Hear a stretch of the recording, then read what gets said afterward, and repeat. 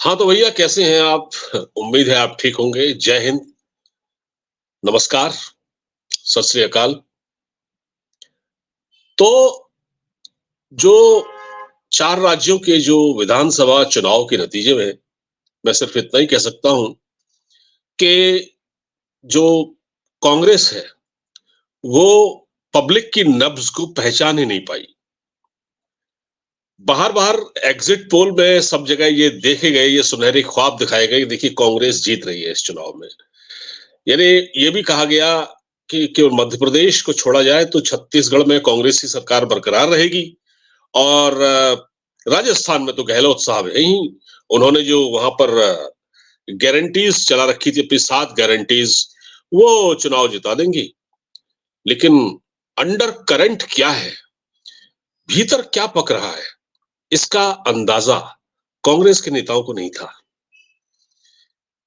इसलिए ये जो कांग्रेस के जो नेता है या जो अब मैं क्या कहूं, राहुल गांधी, बार बार नाम लेना पड़ता है।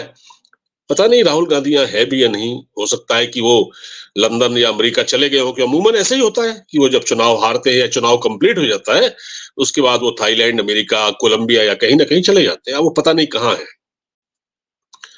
लेकिन साहब, जो एक तो मैंने आपको बताया, एक तो प्रधानमंत्री को अपशब्दों का इस्तेमाल प्रधानमंत्री के खिलाफ, पनौती, भद्दा बयान दिया प्रधानमंत्री के खिलाफ। उसके बाद कांग्रेस की जो गत बनी थी, उससे कांग्रेस को संभल जाना चाहिए था कि भाई देखिए, इस मामले में देखिए केजरीवाल चालाक आदमी है। केजरीवाल ने प्रधानमंत्री का नाम लेना बंद किया। उनको पता था कि केजरीवाल को मालूम है कि अगर जितना हम प्रधानमंत्री के बारे में बुरा भला कहेंगे, उतना हमारी पार्टी को नुकसान होगा। उसने तो ये बंद कर दिया। लेकिन कांग्रेस को ये बात समझ में ही नहीं आई। कांग्रेस इस मामले में पप्पू साबित हुई, क्योंकि पप्पू ही लीडर है। इसलिए उनको ये बात समझ में नहीं आई। अब वो कभी पनौती कह रहे हैं।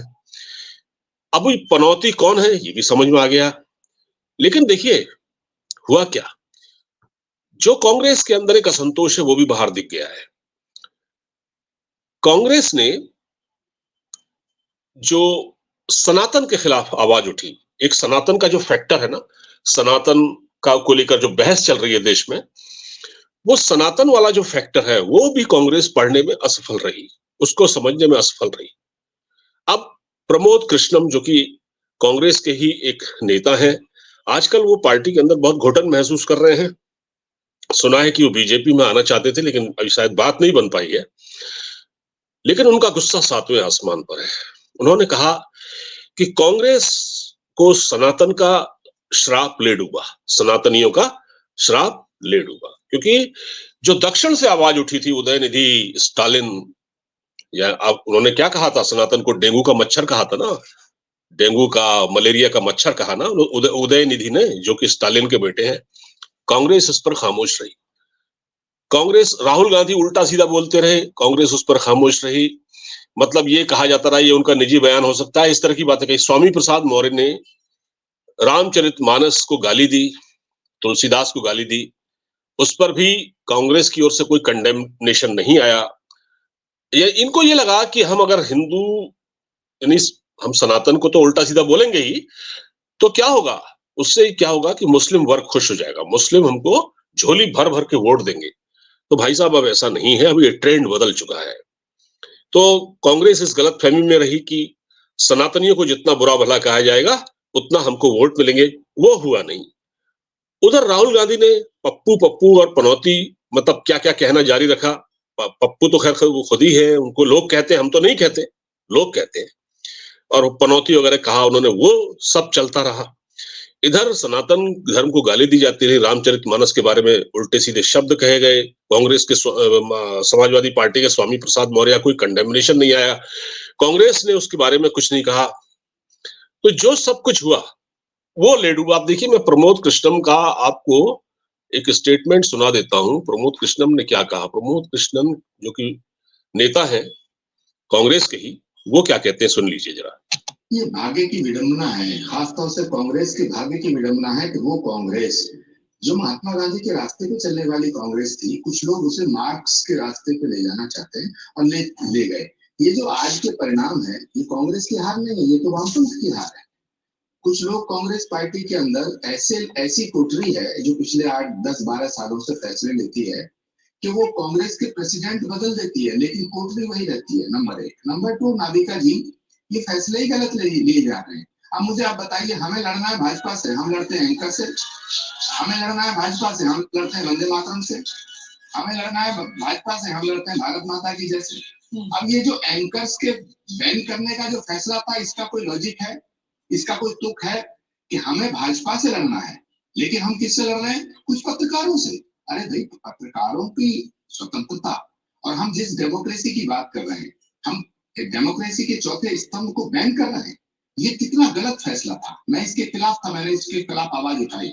जब मैंने इसके खिलाफ आवाज उठाई तो जिन लोगों ने ये फैसला कराया था वो सब लोग कहने लगे आचार्य प्रमोद कृष्ण तो बीजेपी में जा रहे हैं। क्या सच बोलना भाजपा में जाना है? क्या कांग्रेस में रहने का मतलब ये है कि जो सनातन को गाली दे रहे हैं हम कान बंद करके उन्हें सुने जाएं? देखिए, भारत की कल्पना नहीं की जा सकती है सनातन के बिना, नाविका जी। और कांग्रेस पार्टी सनातन के विरोधियों के साथ खड़ी है, ये तो सोचना भी पाप है। ए.के. एंटोनी तो आचार्य प्रमोद कृष्ण नहीं है। ए.के. एंटोनी साहब ने एक रिपोर्ट दी थी, उन्होंने कहा था कि कांग्रेस की सभी हिंदू विरोधी बनती जा रही है।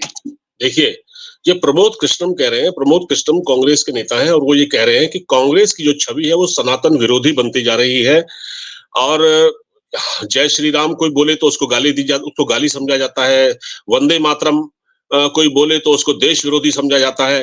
तो कांग्रेस इस गलत नैरेटिव को आगे बढ़ाने के चक्कर में और उसको सपोर्ट करने के चक्कर में अपना नुकसान कर बैठी है। ये देश सनातन के बगैर चल ही नहीं सकता। तो जब उन्होंने ए.के. एंटनी के बेटे का उदाहरण दिया और भी कई उन्होंने उदाहरण दिए कि उस तरह से कांग्रेस ने अपना नुकसान किया है, उनका ये कहना था कि कांग्रेस सनातनियों के श्राप के कारण कांग्रेस का भट्टा बैठ गया इन चुनाव में। तो क्या राहुल गांधी इस बात को समझेंगे? क्योंकि देखिए, प्रमोद कृष्णम एक पुराने नेता है, बल्कि एक बुजुर्ग है। तो राहुल गांधी वो कहते हैं कांग्रेस के अंदर एक कोठरी है और वो कोठरी क्या है? एक राहुल की कोठरी है, एक सोनिया गांधी की कोठरी है। ये लोग अपनी उस कोठरी से बाहर नहीं निकल पा रहे हैं और इन लोगों को जो बताया जाता है ये लोग उसी अनुसार काम करते हैं, क्योंकि ये दोनों नेता, चाहे वो राहुल गांधी हो, देखिए चाहे आपने पदयात्रा कर ली हो, चाहे आपने कई किलोमीटर का वो क्या भारत जोड़ो यात्रा कर ली हो, भारत जोड़ो यात्रा, उस पर भी मुझे ऐतराज था कि भारत तो ऑलरेडी जुड़ा हुआ है, उसमें भारत जोड़ो के क्या बात है, ये क्या कहना है, राहुल गांधी क्या चाहते हैं?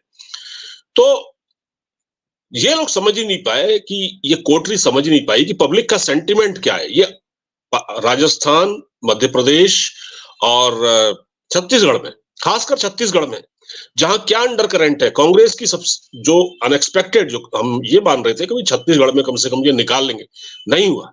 ये देखिए, इस क्या हुआ है कि हिंदू जो वोटर है ना, जो हिंदू वोटर है, जो वो अब जाग उठा है, उसको पता लग चुका है कि ये लोग, यानी कि जो मोदी जी ने जो योजनाएं चलाई, जितनी देश के अंदर ये योजनाएं चलाई, चाहे वो गरीबों को घर देना हो, चाहे उनको फ्री राशन देना हो, तो इनको ये जब प्रधानमंत्री को पनौती कर रहे राहुल गांधी, तो एक तरह से जब गाली दे रहे थे, तो उन लोगों ने समझा, उन गरीब लोगों ने समझा कि भाई ये तो हमको गाली दे रहा है, ये प्रधानमंत्री को गाली नहीं दे रहा है, ये हमको गाली दे रहा है, राहुल गांधी हमको गाली दे रहे हैं। तो उन्होंने इसको अपना अपमान माना, ठीक है।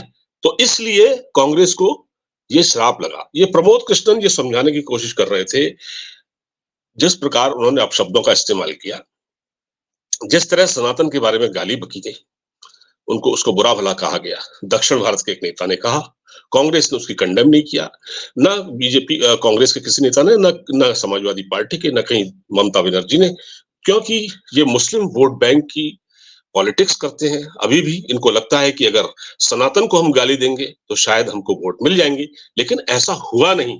इसकी वजह यह है कि अब हिंदू वोटर जो पहले यूनाइटेड नहीं था, और वो लोग जिनको लाभ पहुंच रहा है सरकारी योजनाओं से, उनको ये एहसास हो गया कि यार हमको तो जो हमारा जो भला कर रहा है वो तो हमारा देश का प्रधानमंत्री है, और ये लोग उसको ही पनौती कह रहे हैं।